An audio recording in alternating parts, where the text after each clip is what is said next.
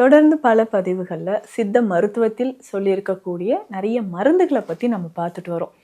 இப்போ தீராத ஒரு பிரச்சனைனா, இந்த தலைமுடி சார்ந்து வரக்கூடிய பிரச்சனை தாங்க. அதிகமா ஹேர் ஃபால் ஆகுறது. ஹேர் ஃபால்க்கான ரீசன் டேண்ட்ரஃப். ஸோ இந்த ஹேர் ஃபால்க்கான ரீசன் நிறைய இருக்கலாம். அதுல டேண்ட்ரஃப் ஒரு முக்கியமான. ஒரு சிலருக்கு ட்ரை ஸ்கேல்ப் இருக்கும். ஸோ வறண்ட சருமத்துல தலையிலுமே ரொம்ப ட்ரைனஸ் இருந்துச்சுன்னா டேண்ட்ரஃப் அப்படின்னு சொல்ற பொடுகு பிரச்சனை நிறைய பேருக்கு இருக்குங்க. இதுதான் தீராத ஒரு பிரச்சனையாக இருக்கு. ஸோ பொடுகுனால தான் எனக்கு ரொம்ப ஹேர் ஃபால் ஆகுது, கிரே ஹேர் இருக்கு, தலையில கை வச்சு லைட்டாக பண்ணாலே பவுடர் மாதிரி தலையிலிருந்து கொட்டிக்கிட்டே இருக்குன்னு சொல்லுவாங்க. அந்த அளவுக்கு டேண்ட்ரஃப் சிவியராக இருக்கும். ஒரு சிலருக்கு வின்டர் டைமில் அதிகமாக டேண்ட்ரஃப் இருக்கும். இன்னும் ஒரு சிலருக்கு பார்த்தோம்னா சம்மர் டைமில் கோடை காலங்களில் தான் அதிகமாக இருக்கும். ஏன்னா ஸ்வெட் அதிகமாக இருக்கும். இதில் ஆயிலும் இதற்கு என்னங்க பண்ணலாம்? இந்த டேண்ட்ரஃப் இருக்குன்னா இதற்கு இயற்கையான வழிமுறைகள் என்னென்ன? அப்போது ட்ரை ஸ்கேல்ப்க்கு கண்டிப்பாக நம்ம ஆயில் அப்ளை பண்ணணும். ஸோ அந்த ஆயில் அப்ளை பண்ணுறது நிறைய பேருக்கு ஒரு டவுட் இருக்கும். ஆயில் போடுறதுனால தான் டேண்ட்ரஃபே வருதுன்னு ஒரு சிலர் சொல்கிறாங்களே, அது உண்மையா அப்படின்ற ஒரு எந்த மாதிரியான நம்ம அந்த மூலிகைகளை யூஸ் பண்ணி டேண்ட்ரஃபை அடியோடு விரட்டலாம், ஹேர் ஃபால்க்கு ஒரு ஃபுல் ஸ்டாப் வைக்கலாம் அப்படின்னா ரொம்ப சிம்பிள். ஸோ தேங்காய் எண்ணெயில் இந்த மூலிகை எல்லாமே சேர்த்து நம்ம காய்ச்சி இந்த தைலத்தை யூஸ் பண்ணலாம். இதில் என்னென்ன போட போகிறோம் அப்படின்னு கேட்டிங்கன்னா, Welcome to Nitya's Varam, where ancient Siddha tradition meets modern healing. Experience the difference. வரம் நேயர்களுக்கு வணக்கம். நான் டாக்டர் நித்யா, சித்தா ஃபிசிஷியன். தொடர்ந்து பல பதிவுகளில் சித்த மருத்துவத்தில் சொல்லியிருக்கக்கூடிய நிறைய மருந்துகளை பற்றி நம்ம பார்த்துட்டு வரோம். இப்போ தீராத ஒரு பிரச்சனைனா, இந்த தலைமுடி சார்ந்து வரக்கூடிய பிரச்சனை தாங்க. அதிகமாக ஹேர் ஃபால் ஆகிறது. ஹேர் ஃபால்க்கான ரீசன் டேண்ட்ரஃப். ஸோ இந்த ஹேர் ஃபால்க்கான ரீசன் நிறைய இருக்கலாம். அதில் டேண்ட்ரஃப் ஒரு முக்கியமான காரணம்.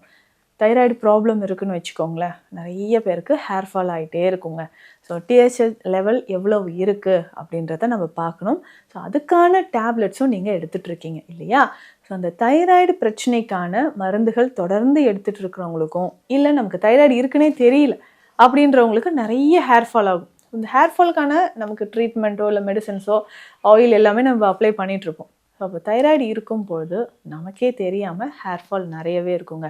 ஒரு சிலருக்கு ட்ரை ஸ்கேல்ப் இருக்கும். ஸோ வறண்ட சருமத்தில் தலையிலுமே ரொம்ப ட்ரைனஸ் இருந்துச்சுன்னா டேண்ட்ரஃப் அப்படின்னு சொல்கிற பொடுகு பிரச்சனை நிறைய பேருக்கு இருக்குங்க. இதுதான் தீராத ஒரு பிரச்சனையாக இருக்குது.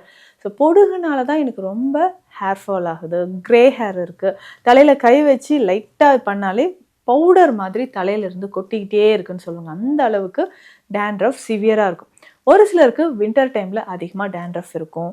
இன்னும் ஒரு சிலருக்கு பார்த்தோம்னா சம்மர் டைமில் கோடை காலங்களில் தான் அதிகமாக இருக்கும். ஏன்னா ஸ்வெட் அதிகமாக இருக்கும்.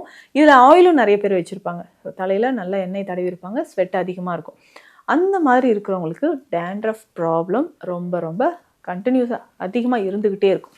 இதற்கு என்னங்க பண்ணலாம்? இந்த டேண்ட்ரஃப் இருக்குன்னா இதற்கு இயற்கையான வழிமுறைகள் என்னென்ன? அப்போது ட்ரை ஸ்கேல்ப்க்கு கண்டிப்பாக நம்ம ஆயில் அப்ளை பண்ணணும். ஸோ அந்த ஆயில் அப்ளை பண்ணுறது நிறைய பேருக்கு ஒரு டவுட் இருக்கும். ஆயில் போடுறதுனால தான் டேண்ட்ரஃபே வருதுன்னு ஒரு சிலர் சொல்கிறாங்களே, அது உண்மையா அப்படின்ற ஒரு டவுட் இருக்கும். என்னென்னா, நம்ம ஸ்கேல்பில் ஆயில் அப்ளை பண்ணணும். அந்த ஆயில் தலையில் இருக்கக்கூடிய அந்த ஃபங்கஸ், ஸோ அந்த பூஞ்சை தொற்றுனால தானே டேண்ட்ரஃபே வருது. அந்த டேண்ட்ரஃப் பூஞ்சை தொற்றை அழிக்கிற மாதிரி, ஸோ அதை க்யூர் பண்ணுற மாதிரியான ஹெர்ப்ஸ் நம்ம ஆட் பண்ணி அந்த ஆயிலை யூஸ் பண்ணும்போது தலையில் டேண்ட்ரஃப் ப்ராப்ளமே நமக்கு இல்லாமல் போயிடும்.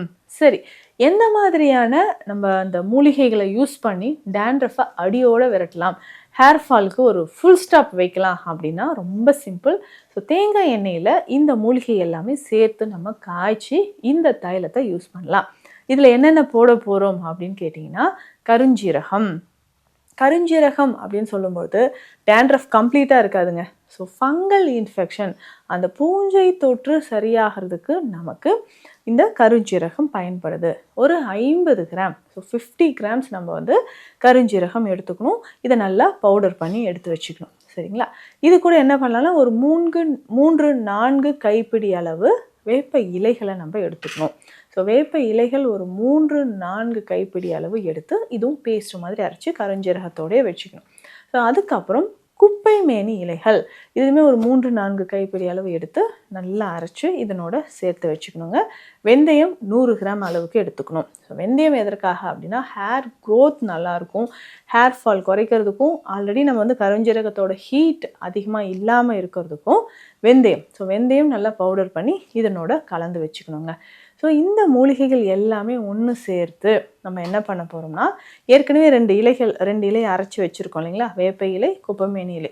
ஸோ இதனோட நம்ம கருஞ்சீரகம், வெந்தயம் பொடியும் சேர்த்து மிக்ஸ் பண்ணி ஒரு 5 hours அப்படியே வச்சிடணும். அதுக்கப்புறம் தான் இதில் ஒரு 1 லிட்டர் அளவுக்கு தேங்காய் எண்ணெய் சேர்த்து தைலமாக காய்ச்சணும். ஸோ இதை நல்லா தைலமாக காய்ச்சி நம்ம எடுத்துக்கும்போது நம்ம உடலில் இருக்கக்கூடிய உஷ்ணம் குறையும். ஸோ வேப்ப இலை அப்படின்னு சொல்லும்போதே அதிகமான உஷ்ணம், பித்தத்தை, கண் எரிச்சலை இது குறைக்கக்கூடியது. அதே மாதிரி anti fungal, anti viral property இதில் இருக்கிறதுனால தலையில் பொடுகு மாயமாய் மறையும் அப்படின்னு சொல்லலாம். ஸோ இந்த தைலத்தை நல்லா காய்ச்சி ஃபில்டர் பண்ணி எடுத்துக்கோங்க. இது நல்லா ஸ்கேல்பில் அப்ளை பண்ணிக்கிட்டே வரும்போது தலையில் இருக்கக்கூடிய டேண்ட்ரஃப் ப்ராப்ளம் நமக்கு குறைய ஆரம்பிக்கும். அதே மாதிரி தலைமுடி உதிர்தல் அப்படின்ற பிரச்சனையும் நிறைய பேருக்கு இருக்குங்க. இந்த ஹேர் ஃபாலை நம்ம கண்ட்ரோல் பண்ணணும்னா ரெகுலராக இந்த ஆயில் வீக்லி 3 times கூட நம்ம யூஸ் பண்ணலாம். இந்த சம்மர் டைமில் நமக்கு பார்த்திங்கன்னா அதிகமாக ஸ்வெட் ஆக ஆரம்பிச்சிடும். ஸோ வியர்வை அதிகமாக இருந்துச்சுன்னா தலைமுடியில் இந்த பிரச்சனைகள் இருக்கும். அந்த வியர்வை சரியாகிறதுக்கும் டேண்ட்ரஃப் குறையிறதுக்கும் இந்த ஆயில் உங்களுக்கு ரொம்ப ரொம்ப ஹெல்ப்ஃபுல்லாக இருக்கும். அதே மாதிரி ஹேர் க்ரோத்துக்கு நம்ம என்ன பண்ணலான்னா பாவனை நெல்லி பயன்படுத்தலாம். ஸோ முக்கியமாக பார்த்தோம்னா நிறைய பதிவுகளையும் நான் சொல்லியிருக்கேன். பாவனை செய்தது அப்படின்னா நார்மலாக ஒரு மெடிசனை இன்னும் பவர்ஃபுல்லாக, ஸோ எஃபெக்டிவான ஒரு மெடிசனாக நம்ம கன்வெர்ட் பண்ணுறதுக்கு பேர் தான் பாவனை செய்தல். நெல்லிக்காயை பாவனை செய்து நம்ம பயன்படுத்தலாம். ஸோ பாவனை நெல்லிக்காய் அப்படின்னு சொல்லுவோம். ஸோ அப்படி இது எப்படிங்க நம்ம செய்யணும்? ஸோ தலைமுடி உதிராமல் இருப்பதற்கு ஸோ கட்டாயமாக இதை நம்ம பயன்படுத்திகிட்டே வரணும். எவ்வளவு நாட்பட்ட ஹேர் ஃபால் இருந்தாலும், கிரே ஹேர் இருந்தாலும் இது கண்டிப்பாக நிச்சயமாக ஒரு 10 நாட்கள் சாப்பிட்டு முடிக்கும்போதே ஹேர் ஃபால் நல்லாவே குறைய ஆரம்பிக்குங்க. நெல்லிக்காய் பொடியாக எடுத்துக்கணும். ஸோ நெல்லிக்காய் பொடியில் நமக்கு வெள்ளை கரிசலாங்கண்ணி, இந்த சாறு, மூலிகை சாறு நம்ம எடுத்துக்கணும். ஸோ நெல்லிக்காய் பொடி இருக்குது, வெள்ளை கரிசலாங்கண்ணி சாறு விட்டு நல்லா மிக்ஸ் பண்ணிக்கணும். இதை வெயிலில் வச்சு உலர்த்தி எடுத்து இந்த காயக்கருப்பை மருந்தை காலை இரவு 2 வேளையும் தேனில் கலந்து சாப்பிட்டுட்டு வரணும். ஸோ இந்த மாதிரி தேனில் கலந்து சாப்பிடும்போது நம்ம உடலில் இருக்கக்கூடிய தேவையில்லாத கழிவுகள் உடலை விட்டு வெளியேற ஆரம்பிக்கும். ஸோ நிறைய பேருக்கு அயன் டிஃபிஷியன்சி ப்ராப்ளம் இருக்கும் இல்லைங்களா. ஸோ இந்த அயன் டிஃபிஷியன்சி சரியாகணும், ஸோ இரும்புச்சத்து குறைபாடு இருக்கிறதோ, ஹீமோகுளோபின் லெவல் குறைவாக இருக்கிறதோ, இது சரியாகிறதுக்கு இந்த பாவனை நெல்லி பயன்படுது. இதை நம்ம எடுத்துகிட்டே வரலாம். டெய்லி நம்ம மோர், தயிர் உணவில் சேர்த்துக்கிறது, இளநீர் எடுக்கிறது, இதுவுமே வந்து பொடுகு பிரச்சனை இருந்தாலும் அதை சரி செய்யக்கூடியது. ஸோ முக்கியமாக ஹேர் வாஷ்க்கு நிறைய ஷாம்பூஸ் இருக்குது, அது எதுவுமே யூஸ் பண்ண வேண்டாம். வாரம் 1 முறை பஞ்சகல்ப குளியல் பொடியை நம்ம யூஸ் பண்ணிக்கலாம். இல்லை ஷேக்காய் இல்லைன்னா உசிலம் பொடி, இதை ரெடி பண்ணிவிட்டு தலையில் அப்ளை பண்ணிவிட்டு நம்ம ஹேர் வாஷ் பண்ணிக்கிட்டே வரலாம். அப்படி செய்யும்போது தலையில் இருக்கக்கூடிய டேண்ட்ரஃப் நல்லாவே நமக்கு குறைய ஆரம்பிச்சிடும். ஸோ டேண்ட்ரஃப் குறைய குறைய ஹேர் ஃபால் குறைய ஆரம்பிக்கும். நியூ க்ரோத், உங்களுக்கு வந்து ஒரு ஏஜ் 30-35 தான் ஆகுதுன்னா தலையில் நல்லாவே நியூ க்ரோத் வர்றது உங்களுக்கு நல்ல விசிபிளாக தெரியும். இதை நம்ம ஃபாலோ பண்ணிக்கலாம். சித்த மருத்துவத்தில் இருக்கக்கூடிய இந்த பொடுதலை தைலம் அப்படின்னு ஒரு மெடிசனே இருக்குங்க. இந்த பொடுதலை தைலம் அப்படின்னு சொல்கிறது சின்ன ஒரு மூலிகை, அந்த வந்து பொடுகு இலை அப்படின்னே சொல்லுவாங்க, பொடுகை போக்கக்கூடியது. ஸோ இதையும் அரைச்சி நம்ம தேங்காய் எண்ணெயில் காய்ச்சும் பயன்படுத்தலாம். இது சித்தா மெடிக்கல் ஷாப்லேயே இந்த பொடுதலை தைலம் அப்படின்னு கேட்டாவே உங்களுக்கு கிடைக்கும். ஸோ அந்த தைலமும் வாங்கிட்டு வந்து தலையில் வாரத்திற்கு 3 முறை நல்லா அப்ளை பண்ணிவிட்டு ஹேர் வாஷ் பண்ணிக்கிட்டே வரும்போது டேண்ட்ரஃப் நமக்கு குறைய ஆரம்பிக்கும். ஸோ இந்த ட்ரைனஸ் போகணும், வறட்சித்தன்மை போகணும் அப்படின்னா உணவில் இந்த omega-3 fatty acids, omega-6 fatty acids இருக்கிற உணவுகள் நிறைய எடுத்துகிட்டு வரணும். இதில் முக்கியமாக பரங்கிப்பட்டை சூரணமாக டெய்லி ஏதாவது ஒரு வேளை பாலோடு 1/2 ஸ்பூன் பரங்கிப்பட்டை சூரணம், ஸோ காலையிலையோ இல்லை இரவுலையோ நம்ம பாலில் கலந்து சாப்பிட்டுக்கிட்டே வரும்போது உடலில் இருக்கக்கூடிய வறட்சி நமக்கு குறைய ஆரம்பிக்குது. ஸோ பொடுகு தொல்லையா, சம்மர் டைமில் அதிகமான பொடுகு வந்து ஹேர் ஃபால் இருக்கா, கவலையே வேண்டாம். இப்போது இந்த பதிவில் நான் சொல்லியிருக்கக்கூடிய விஷயங்களை ஃபாலோ பண்ணுங்கள். சித்த மருத்துவம் தொடர்பான மருத்துவ ஆலோசனைகளுக்கு ஸ்க்ரீனில் இருக்கிற நம்பருக்கு காண்டாக்ட் பண்ணுங்கள். நன்றி. Welcome to Nitya's Varam, where ancient Siddha tradition meets modern healing. Experience the difference.